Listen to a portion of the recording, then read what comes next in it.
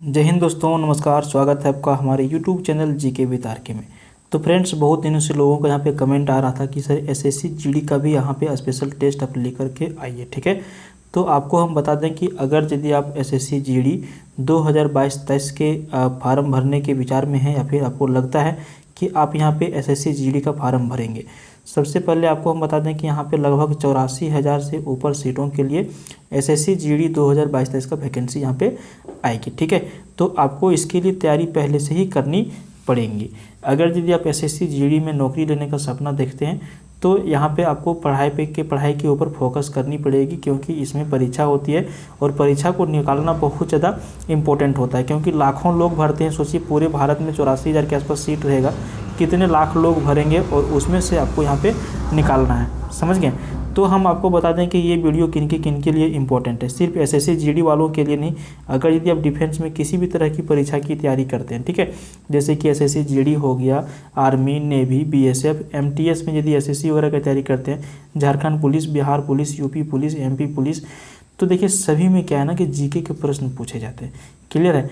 तो सभी लोग इस वीडियो को अंत तक देखिएगा, चाहे वो आप किसी भी तरह की परीक्षा की तैयारी करते हों। ठीक है, 25 प्रश्न का सेट हम लोग यहाँ पे लगाएंगे और आज का हमारा क्या है, क्लास 1 है। हम लोग धीरे धीरे इसमें वीडियो को बढ़ाते जाएंगे।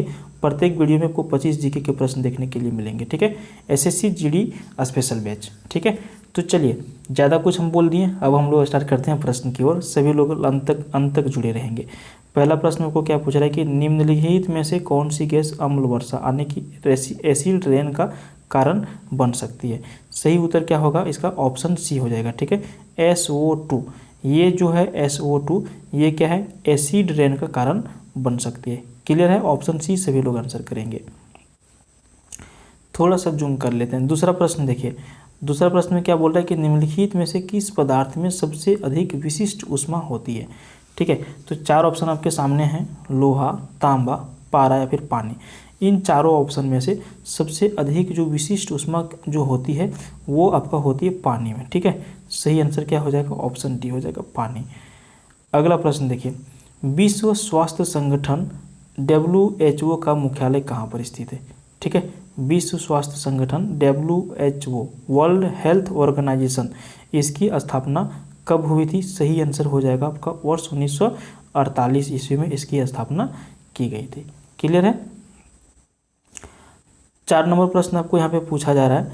4 नंबर प्रश्न में क्या पूछ रहा है कि शरीर के आंतरिक अंगों का परीक्षण किस उपकरण द्वारा किया जाता है?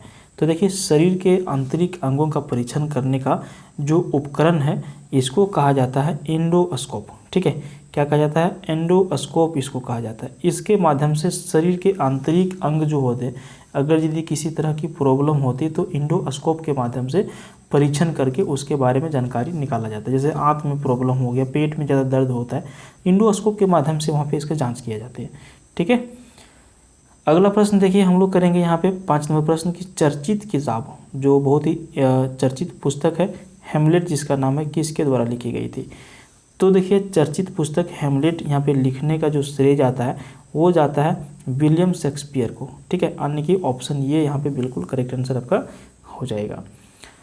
देखिए, आपका अगला प्रश्न है 6 नंबर की, उबेर कप का संबंध किस क्षेत्र से है? ठीक है, उबेर कप, तो देखिए इसका करेक्ट आंसर आपका हो जाएगा विश्व बैडमिंटन, जो महिला से है, और यहाँ से उबेर कप का संबंध है। ओके, देखिए अगला प्रश्न आपको पूछ रहा है कि सिंधु घाटी लिपि की सूचना स्रोत ज्ञात होती है किससे? तो देखिए, सिंधु घाटी लिपि की सूचना स्रोत जो हमें ज्ञात होती है वो मोहरों के माध्यम से होती है। ठीक है, बहुत सारे मोहर वहाँ पे खुदाई में मिले थे और इसी के माध्यम से सिंधु घाटी लिपि की सूचना हमें प्राप्त होती है। 8 नंबर प्रश्न आपको पूछ रहा है कि कौटिल्य का संबंध निम्नलिखित में से किस विद्यालय से था? तो 8 नंबर का सही आंसर आपका हो जाएगा तक्षशिला विश्वविद्यालय से कौटिल्य का क्या था? संबंध था। देखिए, 9 नंबर प्रश्न पूछ रहा है कि निम्नलिखित में से किस सिख गुरु को जहांगीर ने मृत्यु दंड दिया था? ठीक है, तो जहांगीर कह सकते हैं कि ये जो है बहुत ही एक तरह से कुर्र तरह का आदमी था। ये जितने भी दिन वहाँ पे राजगद्दी पर बैठा कुछ न कुछ ये करते रहता था। तो इसने क्या किया था, सिख गुरु को, जिनका नाम था यहाँ पर गुरु अर्जुन देव। ठीक है, गुरु अर्जुन देव को इसने क्या किया, फांसी की सज़ा सुना दी, मृत्यु दंड कर दिया। ठीक है, और गुरु अर्जुन देव को। ठीक है, करेक्ट आंसर ऑप्शन डी हो जाएगा। देखिए नेक्स्ट क्वेश्चन आपका 10 नंबर, निम्न में से किसने मुगल काल में ऐतिहासिक विवरण लिखा?